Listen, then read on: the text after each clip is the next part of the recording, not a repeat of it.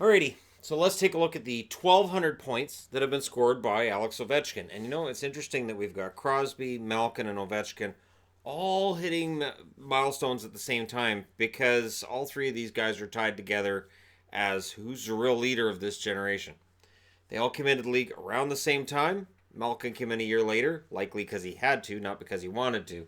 But here's Ovechkin, the number one draft pick in 2004. Has to wait through the lockout, otherwise we'd be looking at an extra year of stats. How many more goals would that have been? I'm guessing 50.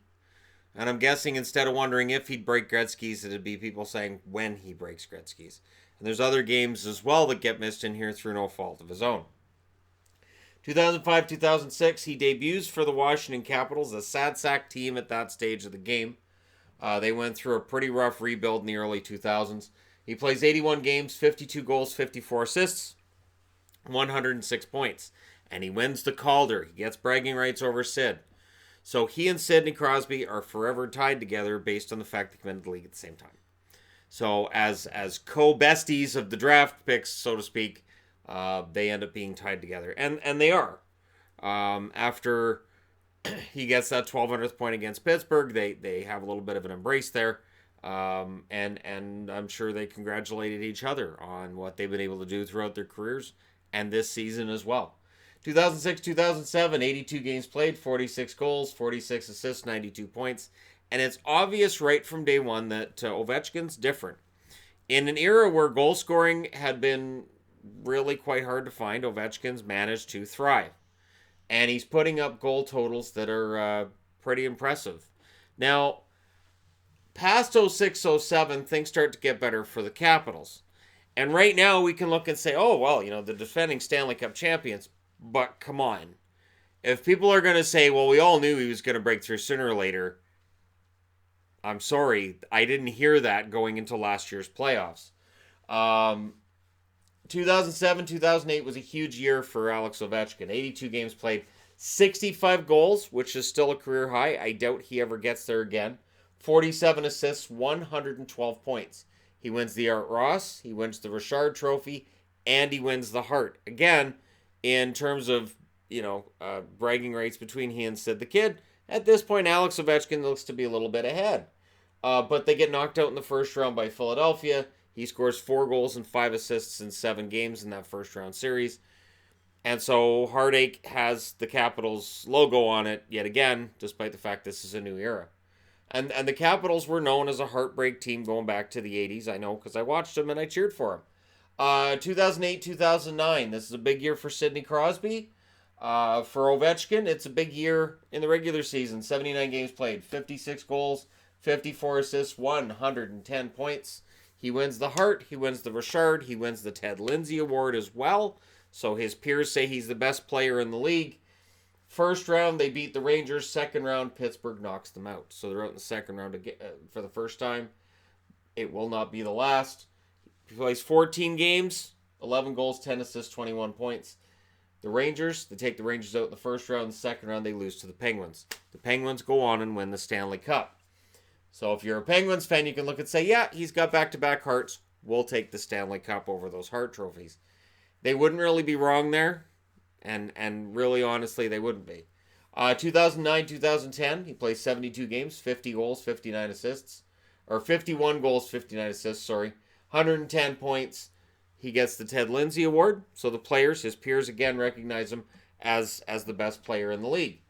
And there really isn't any disputing this. The problem is they have a historic season. The Capitals have this fantastic year, which I talked about in a video last week. And they get knocked out in the first round by the Montreal Canadiens.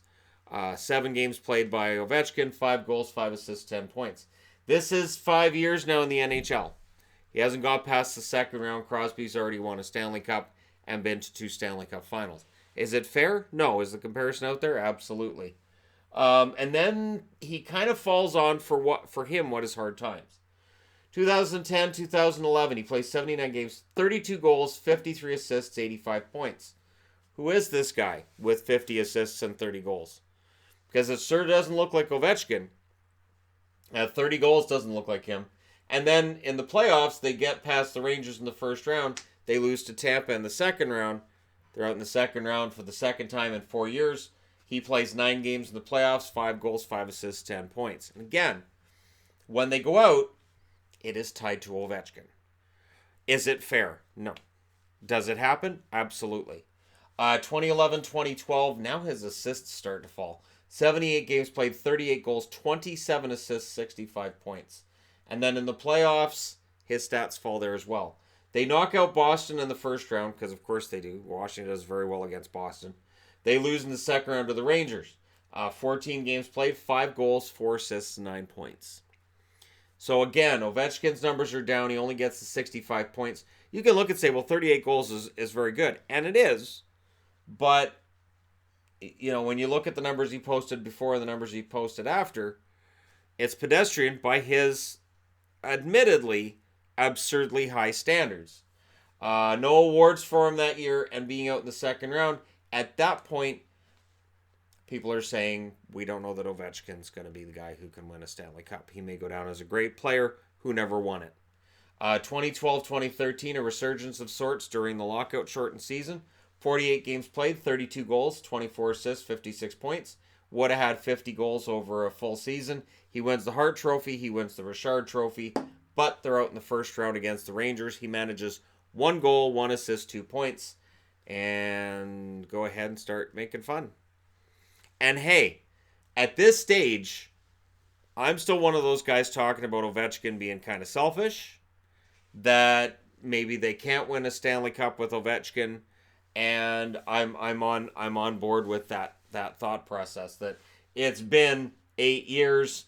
It's not necessarily getting better. I don't know that he can win the big one. Especially when you've got Sid the Kid also in your division. 2013-2014, 78 games played, 51 goals, 28 assists, 79 points. He wins the Richard Trophy. The 51 goals are fantastic. The 28 assists, again, points to him not passing very much. Now, people could say, well, you know, he's the best at what he does. Yes, but it always felt to me like, you know, if he'd throw it back to Backstrom a couple of times, if maybe he'd dish the puck around a little bit, maybe it would get better. And when he eventually wins, he does a lot of that year. 14-15, so 2014-2015 season, 81 games played, 53 goals, 28 assists, 81 points. He wins the Rocket Richard again. They go back to the playoffs after missing the playoffs the year before. They beat the Islanders in the first round. They lose to the Rangers in the second round. He gets 5 goals, 4 assists, 9 points in 14 games. So, that's 35 games played in the playoffs, 20 points over those 3 years. And there's certainly a lot of talk, again, about how when the tough gets going, when the going gets tough, that's when Ovechkin's done. And that's when the Capitals are done. So a lot of this gets blamed on Ovechkin along the way. And at some point, I as a fan say, you know what, it's really not on Ovi though, because you need to have the right team around you. Like, you look at Crosby, he had plenty of good players with him, including Malkin that I did the video on last night, right? So 2015-2016, 79 games played, 50 goals, only 21 assists, 71 points. He is putting up amazing goal totals. Rocket Richard winner again. That's 4 years running. But again, first round they beat Philly. Second round it's Pittsburgh, and they're out. And 12 games played, 5 goals, 7 assists, 12 points. And guess what? Pittsburgh wins the Stanley Cup. So he loses to Pittsburgh here, they win the Stanley Cup. He loses to Pittsburgh here, they win the Stanley Cup. It's not a pattern that he likes a whole lot. 2016-2017, 82 games played. He pulls back on the goal scoring. 33 goals, 36 assists, 69 points. But something's off. Something's off all the way through. And by the end of these playoffs, at points, he's playing third line minutes. Ovechkin as this elite goal scorer, not sure that this is the same guy. They beat Toronto in the first round. Second round, Pittsburgh takes him out. And there's a lot of talk about Ovechkin standing around on goals. There's a lot of footage of Ovechkin not necessarily playing like Alex Ovechkin anymore. 13 games played in the playoffs, 5 goals, 3 assists, 8 points. And Pittsburgh shut him down nicely and shut Washington down nicely. And Pittsburgh goes on to win another Stanley Cup. That's 3 Stanley Cups in 3 opportunities against Ovechkin, and he's mad. He's really mad. And something changed in the 2017-2018 season. 82 games played by Ovi that year. 49 goals, so his goal totals go back up. 38 assists, so his assist numbers stay up. 87 points. He wins the Rocket Richard, and check out this award. He is the second Russian-born player to win the Conn Smythe. The first was Evgeny Malkin. Again, these 3 guys are all tangled together, and their careers seem to be intertwined. They're all in the same division, and it makes for an interesting set of guys to all have going through these milestones at the same time. He wins the Stanley Cup, of course. They beat Columbus and Pittsburgh. And once they've got past Pittsburgh, this feels different.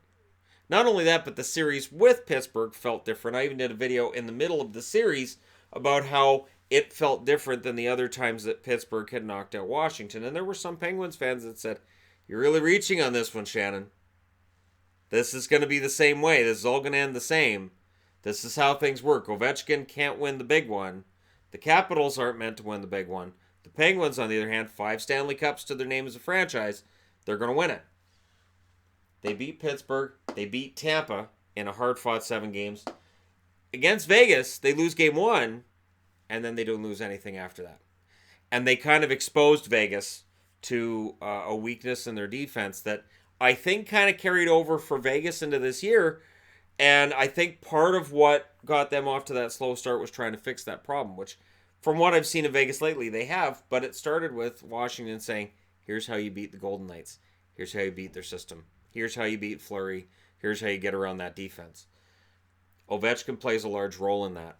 49 goals, the Richard Trophy, and the Conn Smythe. 24 games played in the playoffs. 15 goals, 12 assists, 27 points. It is the first time he's recorded more than a point a game in the playoffs since 2011. It's a rarity with Ovechkin in his career. And those 12 assists show he changed his game. He changed his game a lot. The only year that comes close to that would be 2008-2009, where he had 11 goals and 10 assists. He had 54 assists that year. He definitely played a different game, which is why he gets the Hart, the Richard, and the Lindsay. I think Ovechkin gets frustrated in here. I think Adam Oates is a good example of a coach he got frustrated with. I think there were coaches that frustrated him with the way they were deploying him, and I think that's why some of his totals dropped. I think that's partly why in some playoffs his play dropped. But when it's all said and done, this year he's played 69 games, 46 goals, 32 assists, 78 points. He's on the precipice of another 50-goal season. He's played 1,072 games in his career as of the time I'm recording this. 653 goals, which stands 14th on the all-time list. 547 assists, 1,200 points, which stands 48th on the all-time list. No one doubts that he's going to make the Hall of Fame. His first ballot. 121 games in the playoffs, 61 goals, 56 assists, 117 points. So his playoff stats are really brought up with what happened last spring, and it really solidifies that Hall of Fame pedigree that you need. A Stanley Cup ring doesn't hurt. 24 hat tricks for him in his career. He is number 6 on the all-time power play goals list with 245. Dave Andrechuk's number 1 with 274. Does anybody think he won't score 30 power play goals for the rest of his career? He absolutely will. And he will be the number 1 guy with power play goals in his career when it's all said and done.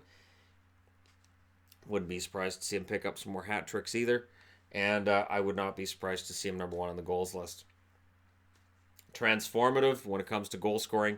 And I want to end with this, the most impressive thing about Ovechkin when he scores goals, we all know where he's going to score the goals from. Nobody can stop it. You can't stop him. You know exactly where that's going to be. You know where that shot's coming from. And he still scores more often than not. And that's why he's the best goal scorer I've ever seen.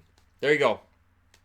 The 1,200-point career of Alex Ovechkin. And hey, around this time next year, I figure we'll be talking about his 700th goal. So we'll be back to talk about him in a video then, and maybe his second Stanley Cup will be in there as well.